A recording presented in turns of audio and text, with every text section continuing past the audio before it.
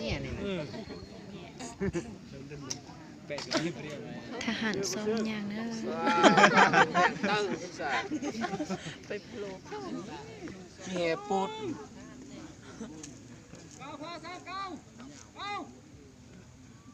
บสมือกันมือทอกันเอ้ยผู้สาวเก่าทหารยุยจรtín hình rồng hàng ba để thầy với lúc tết trời tàn tết nông thọ cũng nhân lý thả hạn chê nữa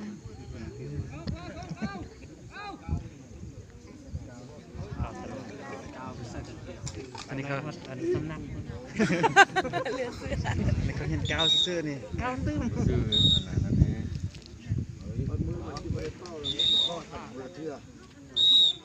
ธรรมดาเขาให้แอบมาเนี่ยว่าห้องแม่แนวนี้ขอบกำลังแอบแอบกายนี่แหละเกี่ยวกับย้อนก็พากันเต้นเกี่ยวกับย้อนยุกกายอันนี้นะ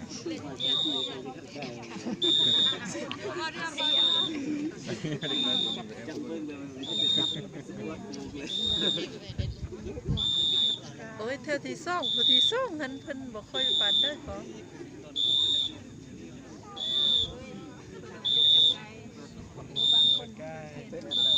เนี่ยแต่แค่เราบ่ส่งได้มันจอยดิ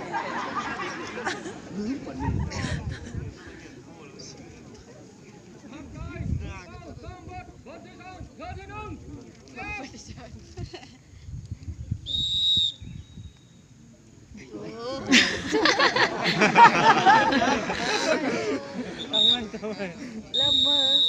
ครับตลกเนี่ยผู้ที่ส่งแถวที่ส่งมันเพิ่นบอกว่าค่อยคือ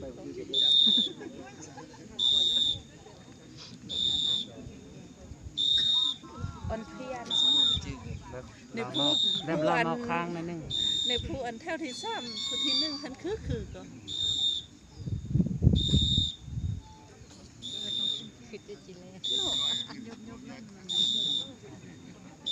ในผู้ทางล่างนี่คือนี่คือก้อนหูน้อยๆนี่คือไม่น่าเพิ่นจะเป็นผู้บรรษาคือนี่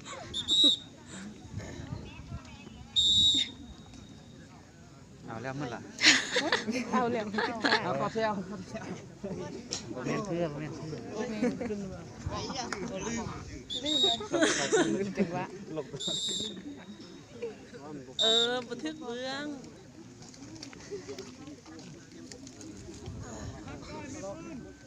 กัน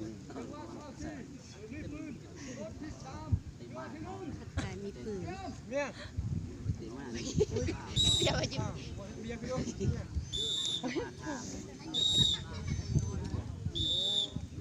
คนเดียวที่นัดกันมาได้ยกสู้เดี๋ยวโบอยู่ทางนั้น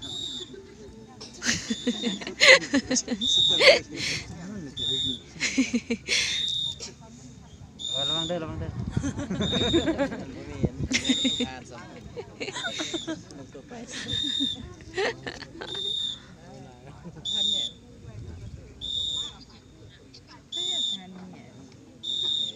นะครับ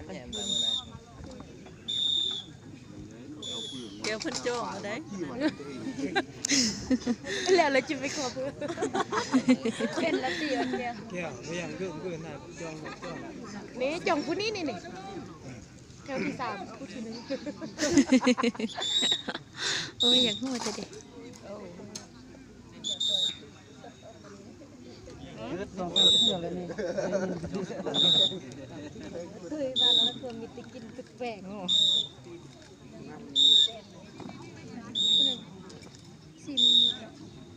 มีกระดีมันมีนะเยอะที่ไป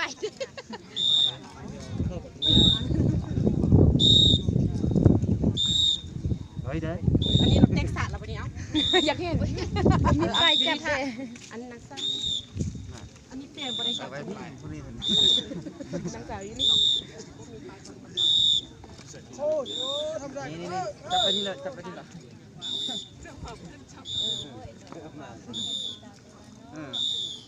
สาวอยู่นี่บ่เท่าไหร่แต่มีสาวอยู่นี่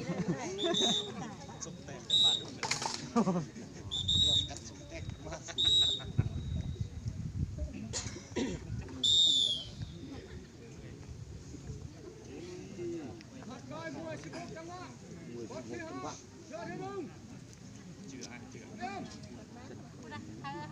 มวยเกี่ยว ไหน สิริบัน โอ้ยเดี๋ยวน้องจ้องได้แล้วแหละคนนั้นคือก็กับ จังแต่ผู้เดียวอันนี้ เนี่ยคือก้นหมูก็บ้างไหม